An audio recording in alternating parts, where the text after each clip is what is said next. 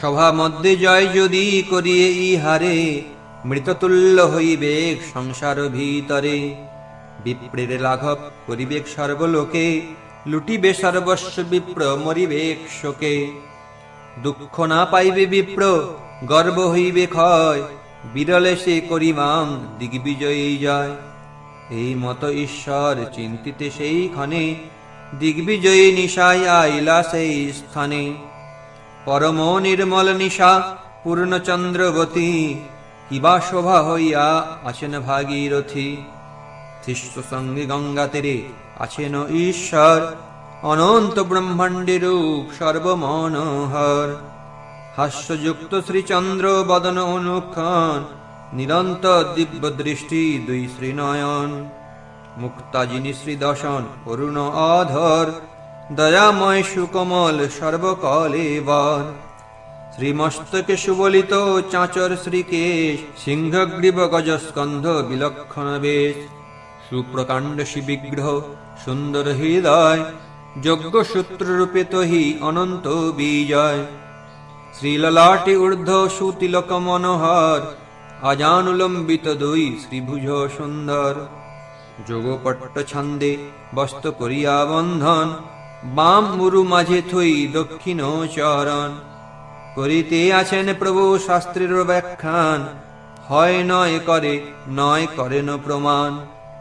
অনেক মণ্ডলী হই সর্বশিষ্যগণ, চতুর্দিকে বসিয়া আছেন সুশোভন। অপূর্ব দেখিয়া দিক বিজয় সুবিস্মিত, মনে ভাবে এই বুঝি নিমাই পণ্ডিত। অলক্ষিতে সেই স্থানে থাকি দিগ্বিজয়ী, প্রভুর সৌন্দর্য চাহে এক দৃষ্টি হই। শিষ্যস্থানে জিজ্ঞাসিলা কি নাম ইহান, শিষ্য বলে নিমাই পণ্ডিত খ্যাতি যার। তবে গঙ্গা নমস্করি সেই বিপ্রবর, আইলেন ঈশ্বরের সভার ভিতর। তানে দেখি প্রভু কিছু ঈষৎ হাসিয়া, বসিতে বলিলা অতি আদর করিয়া। পরম নিঃশঙ্ক সেই দিগ্বিজয়ী আর, তবে প্রভু দেখিয়া সাধ্যস হইল তাঁর।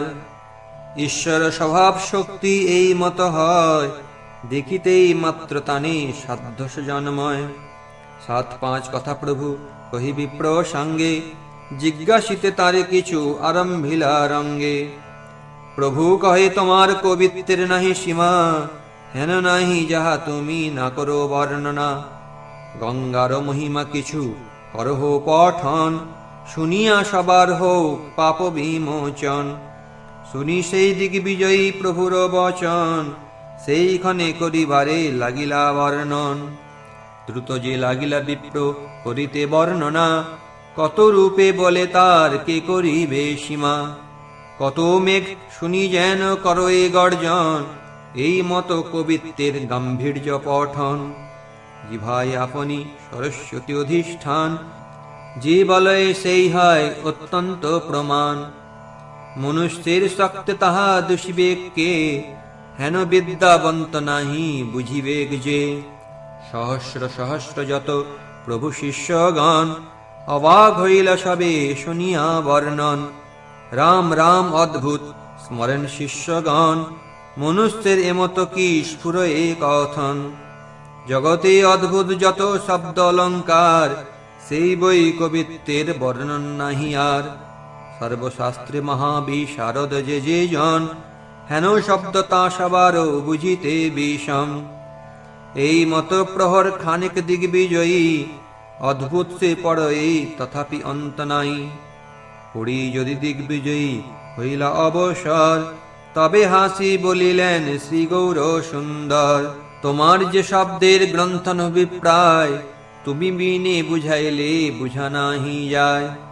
এতে কি আপনি কিছু করহ ব্যাখ্যান, যে শব্দে যে বলো তুমি সেই সুপ্রমাণ।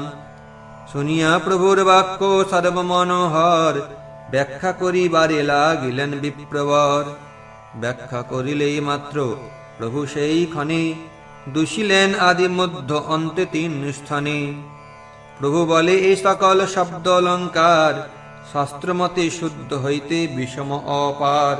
তুমি বা দিয়াছ কোন অভিপ্রায় করি, বল দেখি কহিলেন গৌরাঙ্গ শ্রীহরি। এত বড় সরস্বতী পুত্র দিগ্বিজয়ী, সিদ্ধান্ত নাশ করে কিছু বুদ্ধি কেল কহি। 7-5 বলে বিপ্র প্রবোধিতে নারে, যেই বলে তাই দোষী গৌরাঙ্গ সুন্দরে। সকল প্রতিভা পলাইল কোন স্থানে, আপনে না বুঝি বিপ্র কি বলে আপনে।